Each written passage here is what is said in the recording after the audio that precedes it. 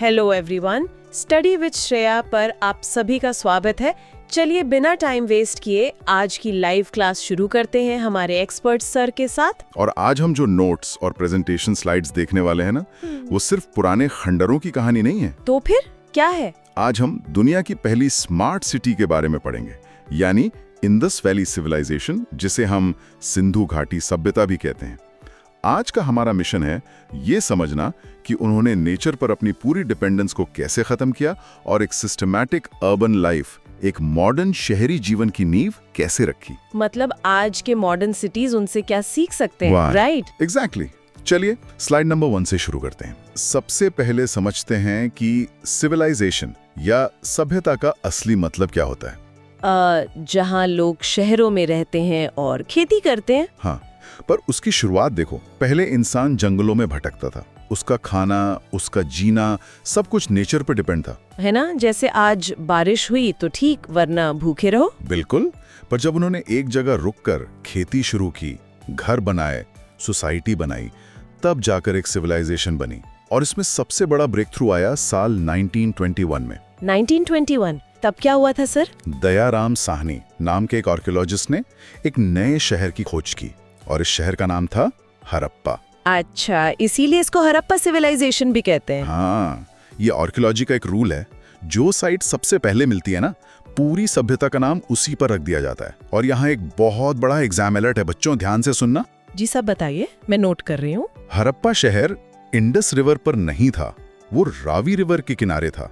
ये क्वेश्चन बार बार एग्जाम में आता है और लोग कंफ्यूज हो जाते हैं। ओह, रावी रिवर, लिख लिया सर।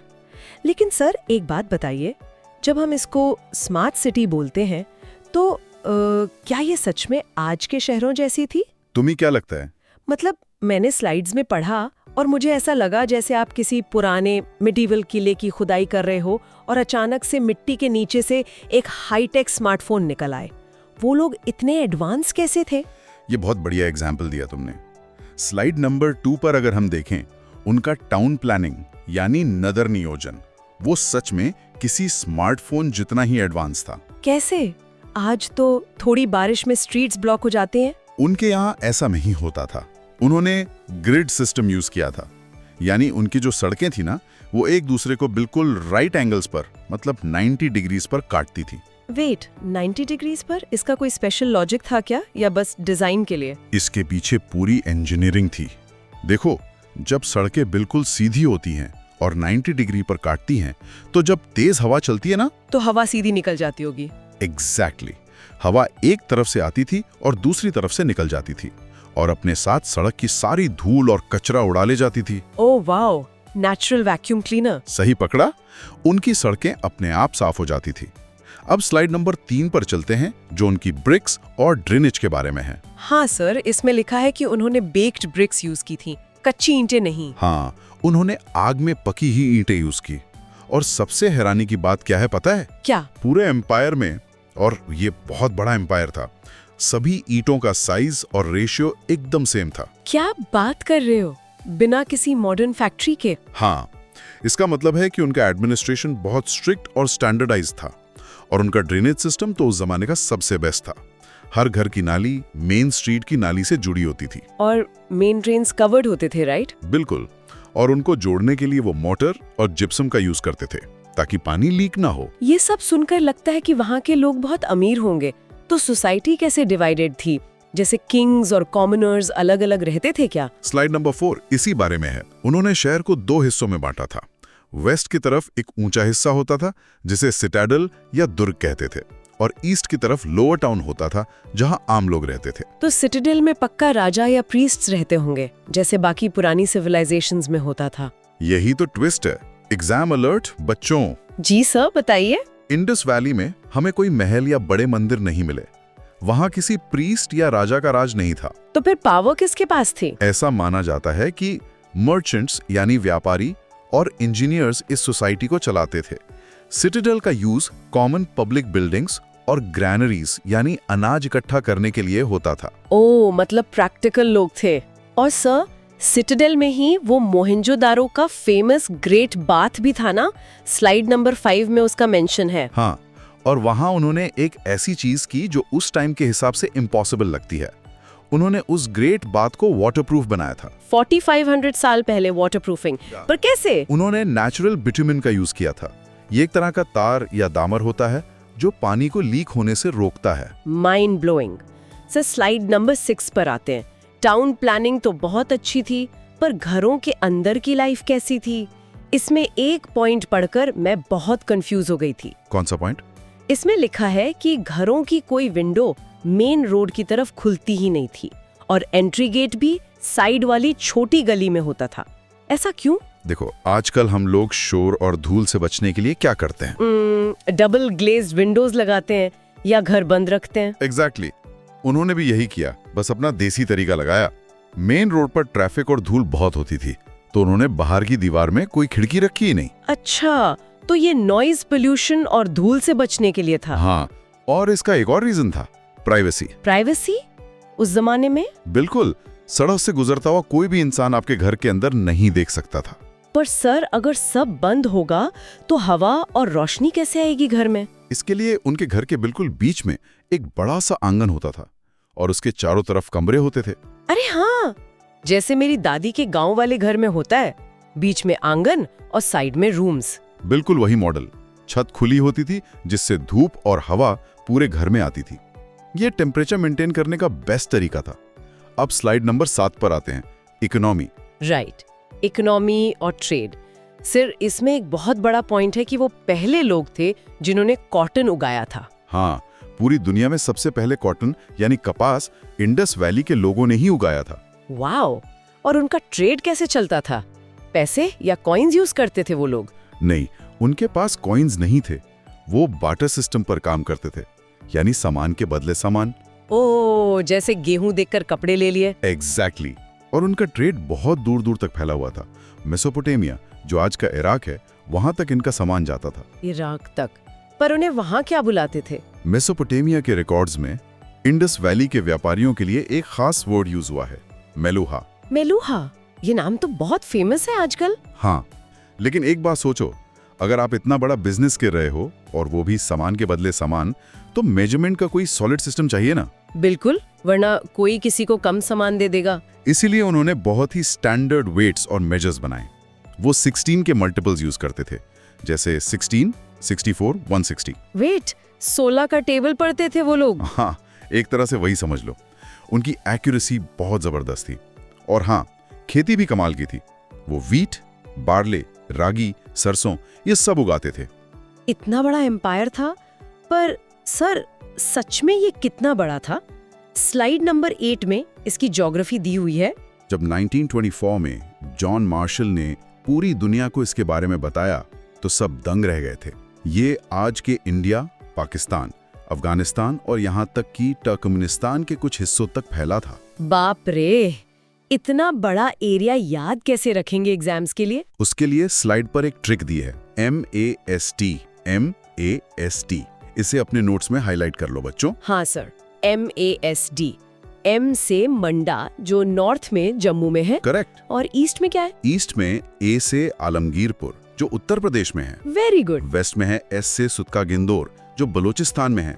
और साउथ में है D से दाइमाबाद। दाइमाबाद, जो महाराष्ट्र में है। ये ट्रिक सच में बहुत आसान है, MASD। बिल्कुल। अब अगले स्लाइड यानी स्लाइड नंबर 9 पर चलते हैं। यहाँ हम मेजर सिटीज को देखेंगे। सर, मेरा एक डाउट था। क्या सारे शहर एक ही जैसे थे या उनमें कुछ अलग अलग स्पेशलिटी थी? हर शहर का अपना एक स्पेशल फंक्शन था, जैसे आजकल होता है, कोई IT हब है तो कोई मैन्युफैक्चरिंग हब। सबसे पहले बात करते हैं मोहनजोदारो की। इसको माउंट ऑफ द डेड भी कहते हैं ना? हाँ, सिंधी भाषा में इसका यही मतलब है। ये उनके कल्चर और रिचुअल्स का सेंटर था। वो ग्रेड बाद यहीं मिला था। और वो फेमस ब्रॉन्ज की नर्तकी यानी डांसिंग गर्ल की मूर्ति, और वो बियर्ड वाले प्रीस्ट की मूर्ति भी यहीं से मिली थी। एग्जैक्टली। अब दूसरा शहर देखो, लोथल। ये कहाँ है? ये गुजरात में है और इसमें लिखा है कि ये एक पोर्ट सिटी था। हाँ, ये उनका मेन डॉकयार्ड था। यहाँ से बाहर के देशों के साथ शिप्स के जरिए ट्रेड होता था। अब एक और सिटी देखो, धोलावीरा। ये भी गुजरात में है। इसको तो यूनेस्को स्टेटस भी मिला है हाल ही में। बिल्कुल करंट अफेयर्स का क्वेश्चन बन सकता है ये। धोलावीरा एक सूखे इलाके में था, तो वहाँ के लोगों ने पानी बचाने के लिए कमाल का वाटर हार्वेस्टिंग सिस्टम बनाया। मतलब उन्होंने बड़े बड़े टैंक्स बनाए थे पानी स्टोर करने के लिए। हाँ, आर्टिफिशियल रिजर्वॉयर्स थे वहाँ। अब चौथा शहर है कालीबंगन, जो राजस्थान में है। यहाँ क्या मिला था? वुडन प्लाउ यानी लकड़ी का हल और फायर ऑल्टर्स, मतलब हवन कुंड जैसे कुछ। सही का, शायद वहाँ आग से जुड़े कुछ रिलीजियस रिचुअल्स होते थे। और आखिरी इंपॉर्टेंट सिटी है चनहुदारो। इसकी क्या स्पेशलिटी है, स्लाइड में देखो। इसमें लिखा है कि यहाँ कोई सिटाडेल नहीं था। ये अकेला ऐसा शहर था जहाँ अपर टाउन था ही नहीं। हाँ, और ये शहर मेनली फैक्ट्रीज के लिए था। यहाँ मनके यानी बीड्स बनाए जाते थे ज्वेलरी के लिए। ओह, मतलब ये उनका इंडस्ट्रियल एरिया था। हर शहर का अपना एक अलग काम था।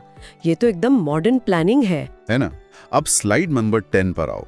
ये तुम्हें और भी ज्यादा हैरान करेगा। ये उनकी साइंस के बारे में है। हाँ सर, ये पॉइंट तो मैं स्पेशली डिस्कस करना चाहती थी। इसमें ट्रेफिनेशन का जिक्र है।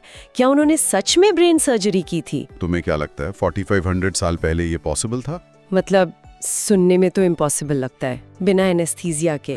आर्कियोलॉजिस्ट को कालीबंगन और लोथल से ऐसी खोपड़ियां यानी स्कल्स मिले हैं जिनमें होल्स किए गए थे। Oh my God! और सबसे बड़ी बात, उन स्कल्स की हड्डियां हील हुई थी, यानी उस ऑपरेशन के बाद इंसान जिंदा बचा था। ऐसा माना जाता है कि शायद किसी बीमारी का इलाज करने के लिए उन्होंने ये सर्जरी की थी। ये सच में दिमाग घुमाने वाली बात है। उनकी मेडिकल साइंस इतनी आगे थी। बिल्कुल। अब स्लाइड नंबर 11 पर आते हैं। रिलीजन और स्क्रिप्ट। वहां का समाज कैसा था? मैट्रियार्कल था सर, क्योंकि मदर गॉडेस की बहुत सारी मूर्तियां मिली हैं। सही, वो देवी की पूजा करते थे। और एक बहुत फेमस सील यानी मोहर मिली है, पशुपति सील। इसमें एक योगी बैठे हैं और उनके आसपास जानवर हैं। कौन कौन से जानवर हैं सर? ये भी एग्जाम अलर्ट है। 4 मेन जानवर थे, हाथी, बाघ, भैंसा और गेंदा, यानी एलिफेंट, टाइगर, बफलो और राइनो। इन्हें आगे चलकर लॉर्ड शिवा का अर्ली फॉर्म भी माना गया। और सर, ये मोहरें किस चीज की बनी होती थी? ये मोस्टली स्टीटाइट की बनती थी, जिसे हिंदी में सिलखड़ी कहते हैं। ये एक नरम पत्थर होता है और इन मोहरों पर उनकी लैंग्वेज लिखी थी, जिसे हम पढ़ नहीं सकते। हाँ, वही तो सबसे बड़ा राज है। उनकी स्क्रिप्ट को बूस्ट्रोफेडॉन स्टाइल कहा जाता है। ये कैसा अजीब सा नाम है, इसका मतलब क्या है? बूस्ट्रोफेडॉन का मतलब है लिखने का एक खास तरीका। वो पहली लाइन राइट से लेफ्ट लिखते थे। अच्छा, जैसे उर्दू लिखते हैं। हाँ, लेकिन दूसरी लाइन वो लेफ्ट से राइट लिखते थे, जैसे खेत में हल चलता है ना। ओह, जिगजैग पैटर्न में। ये तो बहुत यूनिक है। और इसमें लेटर्स नहीं, पिक्चर्स होते थे। हाँ, ये एक पिक्टोग्राफिक स्क्रिप्ट थी। पर एक इंटरेस्टिंग अपडेट है। साउथ इंडिया में तमिलनाडु के कीराडी नाम की जगह पर जो खुदाई हुई है, वहाँ के निशान इस इंडस वैली स्क्रिप्ट से बहुत मैच करते हैं। वेट, सच में? हाँ। अगर ये लिंक प्रूव हो गया तो हमें उनकी लैंग्वेज समझ आ जाएगी। हाँ, ये इंडियन हिस्ट्री की सबसे बड़ी डिस्कवरी हो सकती है।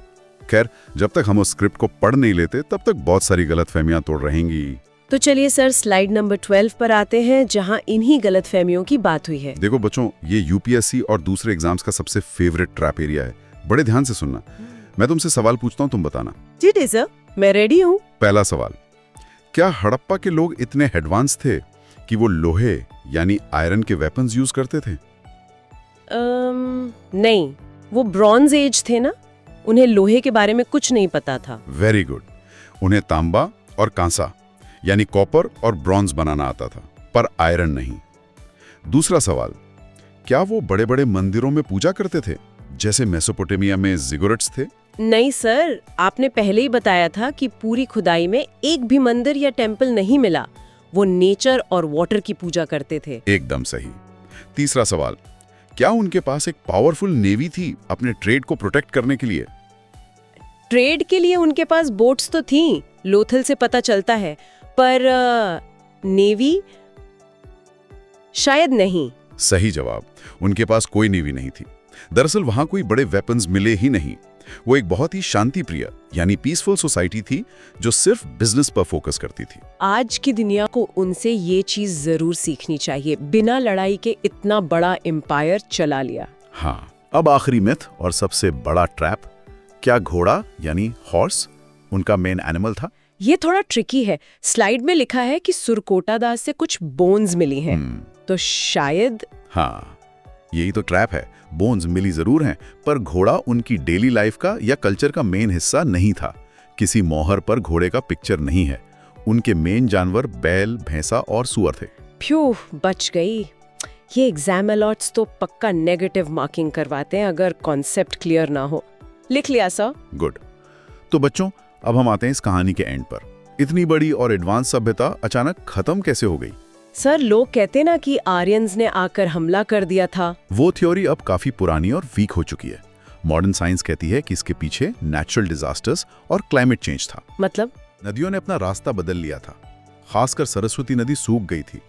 जब रिवर्स सूख गई तो उनकी खेती बर्बाद हो गई, ट्रेड बंद हो गया और धरती पर बार बार फ्लड्स आने लगे। तो लोग शहर छोड़कर चले गए? हाँ, लोग उन बड़े शहरों को छोड़कर छोटे छोटे गांव में बसने लगे, जिसे हम लेट हड़प्पन फेज कहते हैं। यानी जिस नेचर की वजह से उन्होंने इतना डेवलप किया, उसी नेचर ने सब खत्म कर दिया। सही कहा। अगर हम इस सिविलाइजेशन को उस टाइम की बाकी सिविलाइजेशन से कंपेयर करें ना, तो ये बिल्कुल अलग खड़ी दिखती है। हाँ, क्योंकि मेसोपोटामिया या इजिप्ट में बेक्ड ब्रिक्स इतने लेवल पर यूज नहीं हुई थी। और ना ही उनका ड्रेनेज सिस्टम इतना एडवांस था। सबसे बड़ी बात, वहाँ मंदिरों और पुजारियों का कंट्रोल नहीं था। ये ऑर्गेनाइज सोसाइटी का एक बहुत सक्सेसफुल एक्सपेरिमेंट था। सर यार, सच में आज हम स्मार्ट सिटी बनाने के नाम पर बस शीशे की बिल्डिंग्स और वाईफाई लगाने की सोचते हैं, पर हड़प्पा के लोग बताते हैं कि असली स्मार्ट सिटी वो है जहाँ वाटर मैनेजमेंट बेस्ट हो। हाँ, जहाँ ड्रेनेज अच्छा हो, सोसाइटी में ज्यादा इनइक्वालिटी ना हो और एनवायरनमेंट को नुकसान पहुंचाए बिना एक सस्टेनेबल लाइफ जी जा सके। बिल्कुल सर, आज की इस लाइव क्लास ने सच में दिमाग के सारे जाले साफ कर दिए। बच्चों, आप लोग भी जरूर कमेंट में बताना कि आपको आज का क्लास कैसा लगा। हाँ, और इन सारे पॉइंट्स को रिवाइज जरूर करना। सर, क्लास खत्म करने से पहले मैं अपने सभी दोस्तों के लिए एक डीप थॉट छोड़ना चाहती हूँ। जरूर, बताओ। जरा सोचो, अगर इतनी वेल प्लान्ड, इतनी एडवांस और शांति वाली सोसाइटी पूरी तरह से गायब हो सकती है और हजारों साल बाद सिर्फ मिट्टी के नीचे दबे खंडरों के रूप में मिलती हैं, तो आज से 4500 साल बाद जब हमारी खुदाई होगी तो आने वाले आर्कियोलॉजिस्ट को हमारे इन स्मार्ट सिटीज में क्या मिलेगा? क्या बात है। क्या हमारे प्लास्टिक और कंक्रीट के जंगल उन हड़प्पा वालों की पक्की ईंटों जितने इंस्पायरिंग होंगे? इस बारे में जरूर सोचना। बहुत ही बढ़िया सवाल है ये सोचने के लिए। तो बच्चों, आज के इस सेशन में बस इतना ही। सर, अपना टाइम देने के लिए बहुत बहुत थैंक यू। मोस्ट वेलकम बेटा, और सभी बच्चों को भी थैंक यू। पढ़ाई करते रहो। मिलते हैं आपसे अगली क्लास में एक नए टॉपिक के साथ। Bye everyone.